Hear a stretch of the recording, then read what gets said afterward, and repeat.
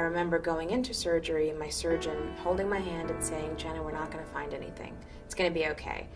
And I woke up from surgery and he was standing there, my surgeon, and he said, "We found 4 positive lymph nodes." And 4 turned into 9 at the end of the day, and I went from having stage 0 breast cancer to having stage 3 breast cancer. To go from in the morning, hi, I have a pain and a blood clot, to 4 hours later, you have an aggressive cancer, and you start researching, you're looking at numbers, and you suddenly realize your chance of survival is less than 50%, is a really hard thing to swallow. I didn't have any knowledge about breast cancer at that time, so I thought I am going to die soon. I definitely wasn't aware of the fact that young women were dying from it every year, and how aggressive it was in young women, and how it's a different disease. Like all of that, I feel like I had a crash course in breast cancer. When I was diagnosed, my parents and my parents' friends, even some of my friends, all thought that I should pack up my life in Greenville, South Carolina, move home, live with my parents, basically drop out of life for 6 to 9 months while I was going through everything. And I said, absolutely not. I'm going to keep working. I'm going to continue with my friends. I have a life, and I'm going to continue to live it.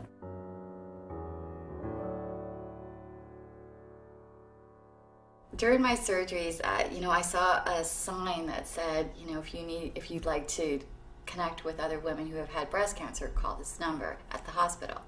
So I did, and I was nicely sort of shooed away from the free support network group because they told me I had too much energy, and I think that was a euphemism for "you're too young."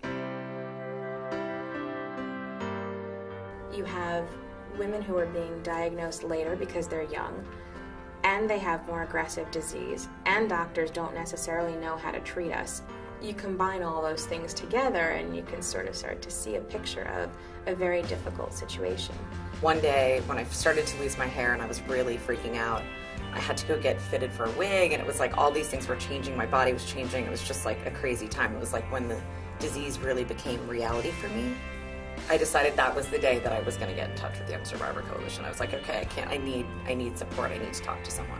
The first time I really found people like me was when I went to the National Breast Cancer Coalition meeting, which was almost a year after my diagnosis. And YSC had a contingent of about 30 women there. And that was the first time I'd ever met anyone remotely near my age. They said, "What are your concerns?" And I said, well, 1, I'm trying to work full-time. 2, I'm single. I just want to know a number of different things. And they literally connected me to random people who called me back and said, happy to talk. And it was great. It's horrible for anybody to go through breast cancer, but younger women do have different issues than older women.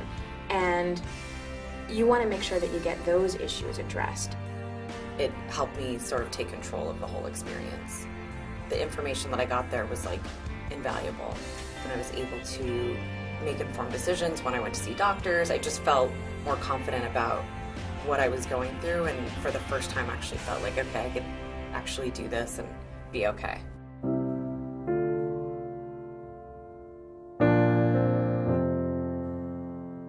The thing that most people really want, of course everyone wants to live, everyone wants to survive. That's the number one thing. That's the reason for the word survival and young survival.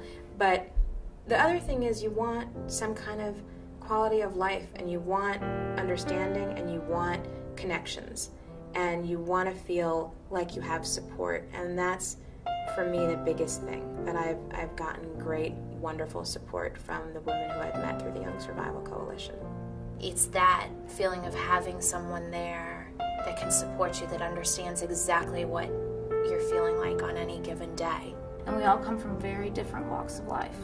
I mean, we have mothers, we have sisters, we have friends, but we all have this very intangible bond. I think none of us would necessarily choose to have the bond that we have, but I think that we all are so much more empowered as a group than we are as individuals. I've met some really amazing women that I know I will have in my life forever, so that feels really good. I think the advocacy is critical, because without that, there's no research. Without research, there's no solutions. If I could give back having breast cancer and never have had it, I would give it back in a heartbeat. But since I can't, I'm very thankful for the experiences that I've had and really meeting the people who I've met, because I've been really, really enriched by having them in my life.